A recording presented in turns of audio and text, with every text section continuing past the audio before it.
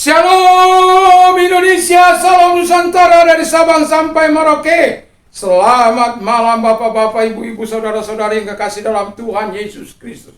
Rekan-rekan, sahabat-sahabatku, handai tolan dan para pemirsa. Tuhan Yesus memberkati kita. Selamat bertemu kembali setelah beberapa hari tidak bisa ketemu karena keracunan makanan. Tapi saya hari ini sudah sehat, semoga saya bisa terus melayani kita selanjutnya ke depan ini.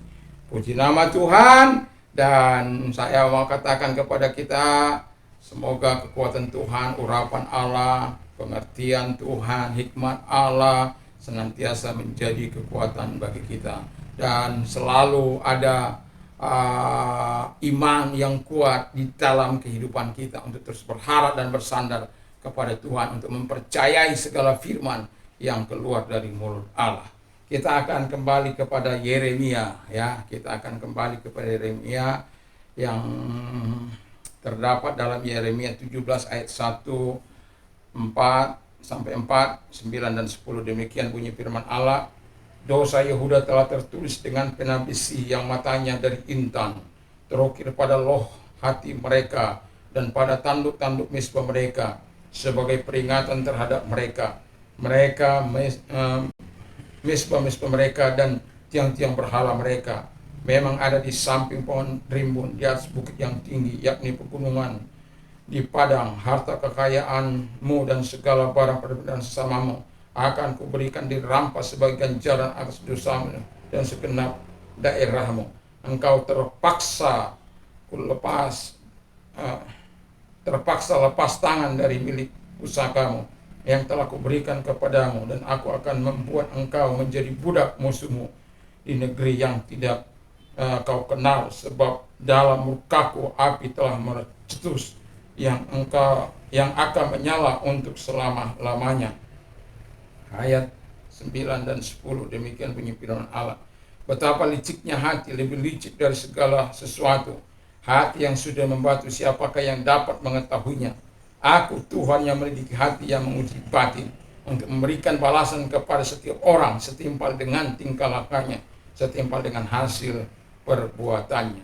Puji nama Tuhan. Kita bisa melihat di sini bagaimana situasi Israel, dan tema yang saya berikan adalah hidup yang tidak tahu berterima kasih. Saya berharap kita bukanlah orang yang hidup tidak tahu berterima kasih.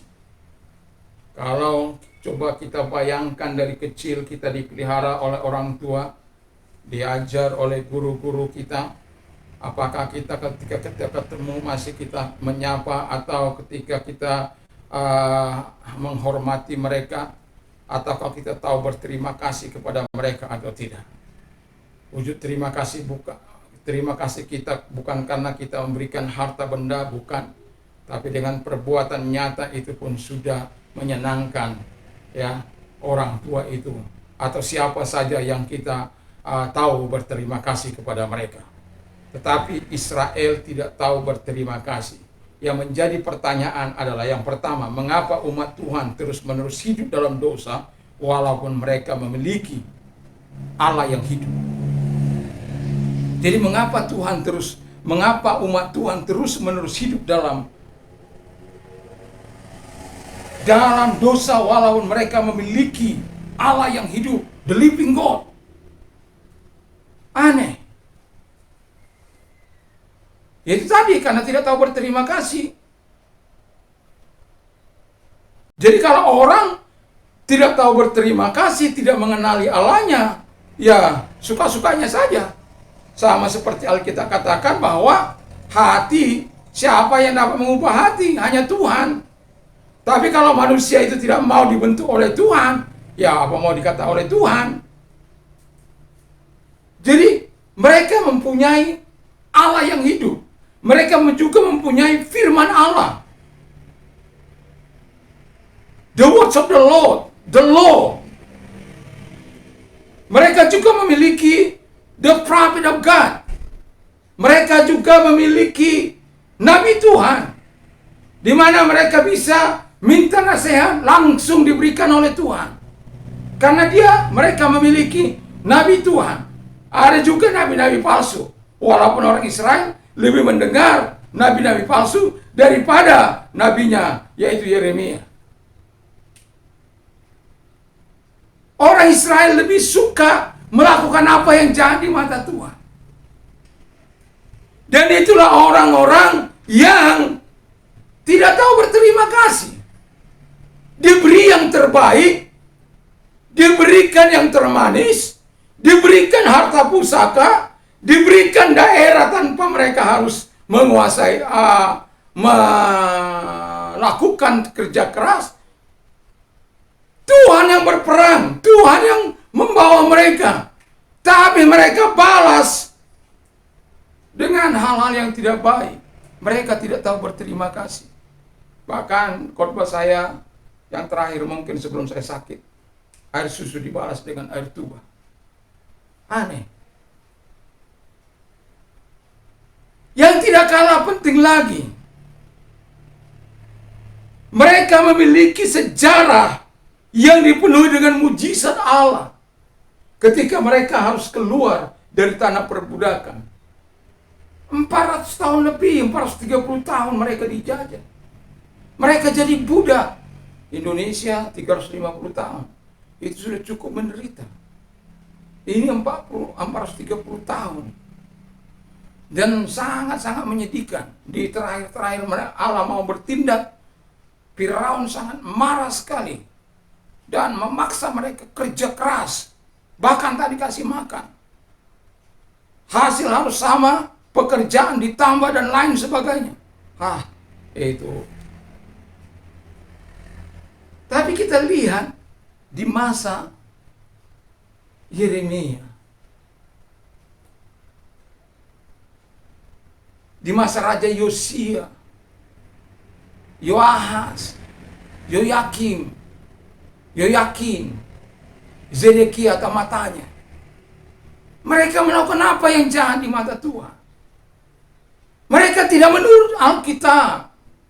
Mereka tidak menurut hukum Taurat. Mereka lebih menyukai apa yang mereka lakukan. Bahkan Zedekia itu pernah bertanya kepada Yeremia secara sembunyi-sembunyi. Kalau kau beritahu aku bunuh kamu. Itu kata Zedekia. Oh enggak, tenang aja. Terus datang orang memberitahu apa yang dikatakan raja. Dia juga nggak beritahu, tapi memang ada kata yang dia minta kepada raja supaya jangan diserahkan lagi dia ke dalam penjara. Jadi rakyat juga tidak membunuh dia. Jadi dari raja dia mau dibunuh, dari rakyat juga maju kena, mundur kena. Karena apa? Mereka ini nggak tahu berterima kasih. Kalau kepada Tuhan yang maha kuasa, yang maha dahsyat, maha perkasa, yang maha hadir, tidak mereka hargai, apalagi Nabi Tuhan. Makanya Yeremia itu, saya bilang, dia berdiri sendiri, stand alone. Masih ingat saya katakan khotbah saya stand alone. Dia tidak ada sahabat. Dia lebih baik, Yesaya lebih baik dari Yeremia. Walaupun sebenarnya raja yang jahat pada masa pemerintahan si itu Ahas dan Manasye. Itu raja yang paling jahat itu. Di Yehuda, kalau di Israel kan itu raja yang paling jahat itu Ahab. Nah, tetapi Yeremia hidup dalam kesendirian. Ya. Jadi bangsa Israel tidak tahu berterima kasih sekalipun mereka memiliki hidup Allah yang hidup, believing God, hukum Taurat, Nabi, the law atau the words of the Lord, Nabi Tuhan, memiliki sejarah yang penuh dengan mujizat Allah. Itu tidak membuat mereka menyadari bahwa kami harus berterima kasih kepada Tuhan, harus taat kepada Tuhan, harus tunduk kepada Tuhan, harus setia kepada Tuhan. Tidak. Lalu pertanyaan kedua, mengapa kita terus-menerus mencintai dan menyayangi dosa walaupun kita mengetahui akibat kekalahan? Ini benar bukan kita ini. Lihat aja, berbohong tidak boleh, tapi orang lebih suka berbohong. Menipu tidak boleh, orang tidak lebih suka menipu. Yang haram tidak boleh, tapi orang lebih suka yang haram. Bagi mereka yang haram atau halal sama saja. Ya.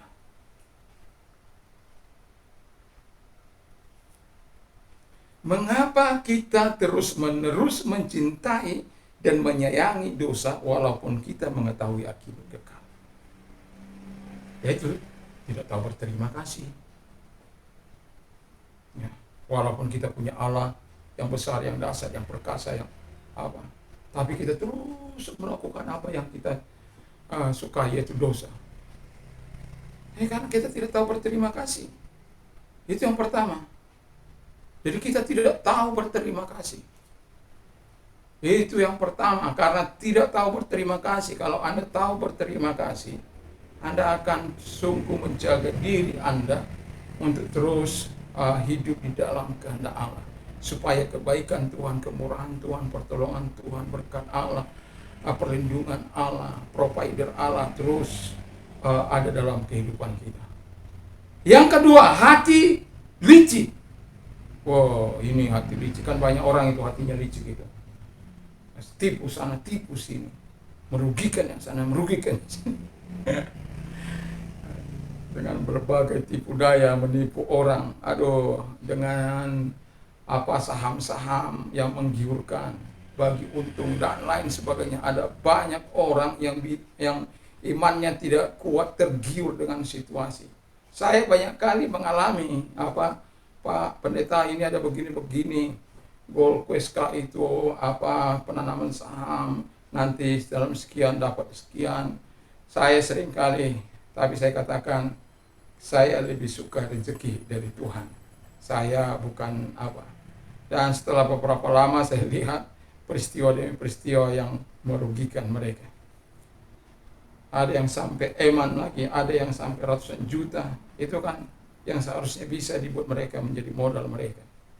Tapi akhirnya lenyap di manusia yang hatinya licik. Memang hati kalau sudah licik, apa saja bisa dilakukan. Penipuan tingkat tinggi. Ya. Jadi orang-orang yang sampai hatinya licik ini, itu udah sama dengan setan ya. Jadi dia bisa melakukan kejahatan yang serba sempurna. Yang bisa menemukan ide-ide yang belum pernah ditemukan orang lain. Karena hatinya licik, ada saja. Karena bapaknya itu menyertai dia. Bapak segala dusta itu kan, bapak segala kelicikan itu kan setan. Dalam Yohanes 8 ayat 44 itu. Jadi itu bapaknya. Jadi jangan mau hati licik.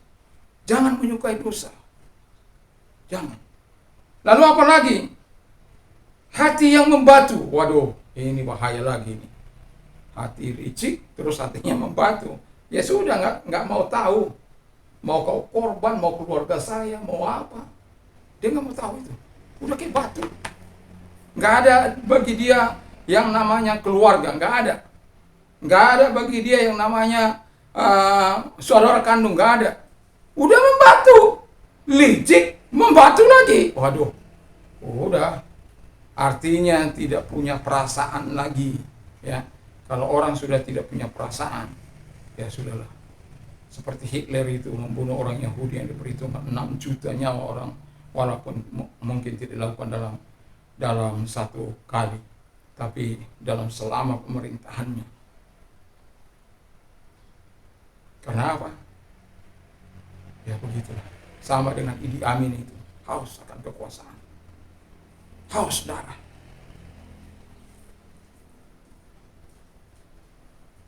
Jadi biarkan kita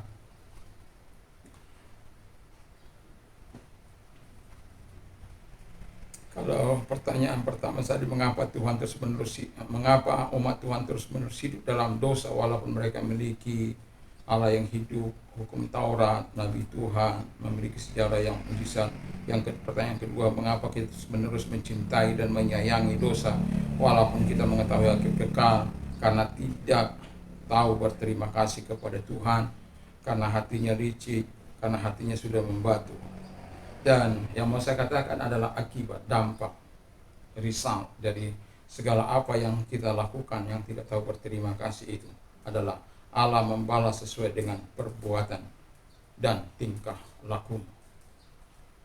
Kalau orang Israel, mereka menghadapi masa yang sangat sulit. Mereka harus mengalami pembuangan, dijajah oleh banyak bangsa, orang-orang sekitarnya, Mesir, Edom, Filistin, dan Aram, Babel. Mereka harus diangkat ke Babel secara bertahap. Demikian mereka di masa pemerintahan Zedekia, Tuhan sudah katakan jangan lawan Babel, jangan minta perlindungan kepada Mesir, tapi dia lawan itu. Dan kemudian betul-betul dibasmi, bahkan anak-anaknya di depan matanya di rumah Tuhan lagi. Banyak pembunuhan di rumah Tuhan pada waktu itu, dan setelah itu di rumah Tuhan dibakar. Bukankah sesuatu yang seharusnya bisa dihindari kalau saja dia bisa mau sedikit saja mendengarkan apa yang dikatakan Nehemia kepada dia, Yeremia kepada dia. Tapi yang namanya hati sudah kebal-bebal, ya akhirnya dia melakukan apa yang tidak diperintahkan oleh Tuhan. Makanya kalau dalam Wahyu 14 ayat 13, berbahagialah orang yang mati dari sejak sekarang ini, karena perbuatan-perbuatannya akan mengikuti hidupnya. Artinya bahwa apa yang kita lakukan, kalau kita manusia yang tidak tahu berterima kasih, kita akan mendapatkan hukuman. Tetapi ketika kita tahu melakukan apa yang berkenan di mata Tuhan, segala perbuatan-perbuatan yang baik yang kita lakukan akan mengikuti langkah-langkah hidup kita. Dan apa yang kita lakukan, ketaatan kita, kesetiaan kita kepada Tuhan yang kita lakukan, itu akan diperhitungkan Tuhan. Jadi jangan pikir kalau Anda tidak tahu berterima kasih, Anda akan merasa lebih nyaman, lebih nikmat. Tidak, Anda akan jauh lebih menderita. Daripada Anda jauh lebih menderita, lebih baik hidup bersama dengan Tuhan. Tinggallah bersama dengan Tuhan, taati Tuhan, lakukan perintahnya, kasihi Tuhan, dan biarlah kita hidup sesuai dengan apa yang dikehendaki oleh Tuhan. Kita bukanlah orang yang tidak tahu berterima kasih, tapi kita adalah orang yang tahu berterima kasih dan memberikan penghargaan setinggi-tingginya kepada junjungan kita, Yesus Kristus. Tuhan Yesus memberkati. Mari kita bertunduk kepada kita berdoa. Kami bersyukur berterima kasih kepada-Mu Tuhan, berkati firman-Mu, berkati kami semuanya. Di dalam nama Tuhan Yesus, kami juga berdoa buat Presiden dan Wakil Presiden. Biarlah Tuhan menolong Presiden kami, apa yang sudah dibawa, kemajuan-kemajuan yang sudah dibawa kepada bangsa kami ini juga terus Tuhan tolong. Kami berdoa apa yang sudah dilakukan Presiden kami, biarlah itu membawa berkat, dan apa yang belum, kami berdoa seperti tegaknya demokrasi, pencabutan Tuhan Bapa di surga, hal-hal yang sangat menyulitkan kami, yaitu SKB 3 Menteri, SKB Tuhan Bapa di surga yang kami bersyukur, kami berterima kasih kepada-Mu. Di dalam nama Tuhan Yesus Kristus, kami bersyukur, kami berterima kasih kepada Bapa. Biarkan Tuhan terus menolong kami, dan apa yang sudah dilakukan Presiden kami, Tuhan tolong terus. Kau Allah yang menyatakan kebaikan-Mu, Kau Allah yang akan terus menyatakan kemurahan-Mu, di dalam nama Tuhan Yesus Kristus. Presiden dan Wakil Presiden, para menteri, para pejabat, gubernur, wali kota, camat, lurah, RT, RW, semuanya diberkati oleh Tuhan. Dan juga para aparat kami diberkati oleh Tuhan dalam nama Tuhan Yesus. Juga Tuhan, gereja-gereja Tuhan diberkati oleh Tuhan, dan Aras Nasional juga mampu menyampaikan suara kenabian mereka di dalam nama Tuhan Yesus Kristus, sehingga apa yang tidak baik mereka dapat bersuara. Apalagi tentang kasus KC ini, Tuhan Yesus, Tuhan tolong sehingga gereja Tuhan mampu menyuarakan suara kebenarannya di dalam nama Tuhan Yesus, bahwa tidak baik melakukan hal-hal kekerasan di bangsa ini, apalagi yang dilakukan oleh seorang irjen yang luar biasa. Bapa di surga, kami yakin dan kami percaya kepada-Mu Tuhan, bangsa ini bukan negara agama, bukan juga bersyarat agama, tapi negara ini bukan karena mayoritas dan minoritas. Bangsa ini berdiri karena perjuangan bersama anak bangsa. Ada suku kaum dan bangsa di situ. Ada orang-orang yang beragama di situ. Itulah sebabnya Indonesia Bhinneka Tunggal Ika, Bhinneka Tunggal Ika, karena Indonesia sangat berharga dan tidak bisa dipaksakan kehendak seseorang untuk dilakukan oleh banyak orang, tidak akan mungkin. Dan itulah sebabnya Bapa di surga, tolong sehingga Indonesia tetap jaya, sehingga para penegak, pengambil keputusan, pelaku hukum, mereka melakukan dengan bijak dan baik dan melakukan dari ketidakadilan. Terima kasih. Kami terus berdoa supaya presiden kami dapat menyuarakan suara demokrasinya yang betul-betul berpihak kepada kepentingan rakyat, kepentingan masyarakat. Kami akan terus berdoa kepada presiden kami sehingga dia terus diberikan kekuatan dalam menegakkan keadilan dan kebenaran di negeri ini sebagai kepala pemerintahan tertinggi di negeri ini. Terima kasih Bapa di surga, terima kasih, kami bersyukur. Yang kami juga mau berdoa bagi orang yang sakit, disembuhkanlah mereka semuanya, baik yang COVID, baik yang sakit apapun. Tuhan tolong mereka semua dalam nama Tuhan Yesus Kristus. Tumpangkan tangan atas mereka dan jamah mereka. Yang buta melihat, tuli mendengar, bisu berkata-kata, lumpuh berjalan, lepra tahir, dan sakit penyakit apapun, dan termasuk COVID, Bapa di surga. Dan bagi Anda yang mengalami terdampak dengan situasi ini, Tuhan, mari tolong mereka. Kalau Engkau orangnya, angkat kedua belah tangan-Mu. Mari hadirlah di hadapan hidup mereka, Tuhan. Engkau yang menolong mereka satu demi satu sehingga mereka dapat berkata segala perkara dapat kutanggung di dalam Dia yang memberikan kekuatan. Kami mau menjadi orang-orang yang tahu berterima kasih dalam situasi dan kondisi apapun. Terima kasih. 1000 ucapan syukur terima kasih ucapkan kepadamu setiap hari, dan 10 pujian di hadapan Tuhan setiap hari. Terima kasih Bapa di surga, terima kasih. Kami sungguh bersyukur, kami berterima kasih kepadamu Tuhan. Bapa, kami mau terus menyatakan cinta kasih kami kepadamu. Dan kami juga berdoa bagi mereka-mereka yang mau mengalami Kristus dalam kehidupan mereka. Kalau Engkau orangnya, mari taruh tangan di dada.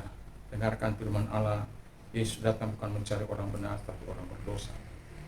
Dan Bapa, mari Engkau bertemu dengan mereka. Tuhan tolong mereka sama seperti Engkau bertemu dan berjumpa dengan Saulus. Engkau pakai dia sebagai alat, Engkau ubahkan karena kehadiran-Mu dalam kehidupannya.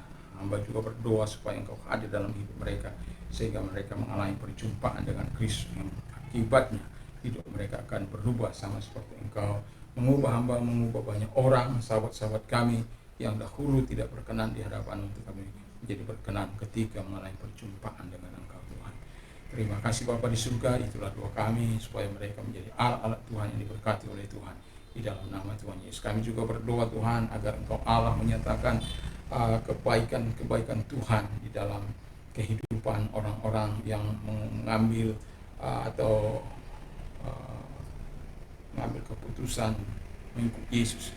Kami doakan kepada Tuhan supaya tetap kuat di dalam Tuhan, dan mereka-mereka yang sudah percaya tetap kuat di dalam Tuhan. Dan Tuhan Yesus, mari Engkau menyatakan kebaikan kepada mereka. Ingat bahwa firman Allah berkata, karena begitu besar kasih Allah akan dunia ini sehingga Dia mengaruniakan anaknya yang tunggal supaya setiap orang percaya kepadanya tidak binasa melainkan beroleh hidup yang kekal. Dalam nama Tuhan Yesus, biarkanlah kasih Tuhan, kemurahan Tuhan datang atas hidup mereka, Tuhan Bapa di surga. Terima kasih, dan mari kalau Engkau orangnya ikuti doa saya. Tuhan Yesus, saya sadar saya orang berdosa, saya butuh Tuhan. Saya mengaku segala dosa dan kejahatanku di hadapan Tuhan. Sucikan segala dosa dan kejahatan yang pernah aku lakukan di hadapan sesama dan di hadapan Tuhan. Saat ini aku mengaku di hadapan Tuhan. Sucikan dosa-dosaku. Terima kasih Bapa di surga, saat ini kubuka hatiku, masuklah dalam hatiku, menjadi Tuhan dan menjadi juru selamat dalam kehidupanku. Dan aku bersyukur karena saat ini telah menerima hidup kekal dari Tuhan. Di dalam nama Tuhan Yesus Kristus kami bersyukur dan kami berdoa. Haleluya. Dan tak lupa kami berdoa bagi generasi muda diberkati oleh generasi ini, generasi yang tangguh, generasi yang takut akan Tuhan, generasi yang memuliakan Tuhan. Timbullah generasi seperti Sadrak, Mesyak, Abednego, Daniel. Timbullah generasi yang seperti Samuel, Nehemia, Esther, juga Tuhan para rasul dan juga Stephen atau Paulus, juga Timotius, dan timbullah juga orang-orang seperti Ayub, Abraham, Ishak dan Yakub yang bergerak di dalam mensejahterakan masyarakat pada masa waktu itu dengan bisnis yang mereka miliki. Terima kasih Tuhan, terima kasih. Dan itulah yang kami harapkan di bangsa ini.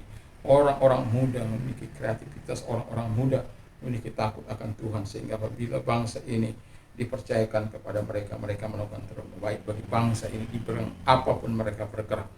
Agar namamu dipuji dan dipermuliakan. Terima kasih. Masuklah Indonesia, di dalam nama Yesus kami bersyukur dan berdoa. Haleluya. Amin. Tuhan memberkati apabila kita mau tidur, ya saat ini mungkin kita sedang membaca atau apapun kegiatan kita, kiranya Tuhan memberkati. Dan apabila kita mau tidur, bacalah firman Allah, berdoalah dan dengarkan firman Allah supaya iman kita semakin bertambah, tenang dalam pertiduran kita. Dan juga Allahku akan mencukupi segala kebutuhan menurut kekayaan dan kemuliaan dalam Kristus Yesus. Berbahagialah orang yang mendengar, menyimpan dan melakukan firman Allah dalam hidupnya. Iman timbul dari pendengaran firman Kristus. Allahku akan mencukupi segala kebutuhan menurut kekayaan dan kemuliaan dalam Kristus Yesus. Apa saja yang orang lain ingin lakukan kepadamu, lakukan jugalah demikian. Kalau dicubit itu sakit, jangan mencubit. Kalau dihina itu sakit, jangan menghina. Kalau difitnah itu tidak enak, jangan. Ya, ini golden rule dari Yesus Kristus. Dan juga Allahku akan mencukupi segala kebutuhan kekayaan dan kemuliaan dalam Kristus Yesus. Apa saja yang kamu minta dan doakan, percayalah bahwa kamu sudah menerimanya. Dan ini doa harapan saya bagi kita semuanya. Mari kita menangis dengan orang yang menangis, tertawalah dengan orang yang tertawa. Dan yang satu lagi, dan semoga kita dapat berkata segala perkara dapat bertanggung dalam Dia yang berikan kekuatan kepada kita. Tuhan Yesus memberkati.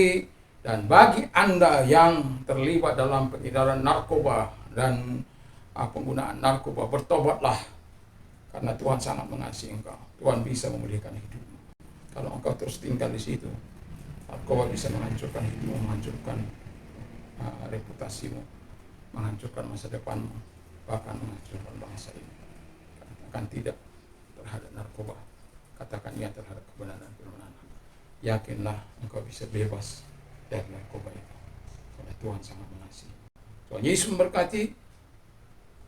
Salam Indonesia, salam Nusantara. Haleluya.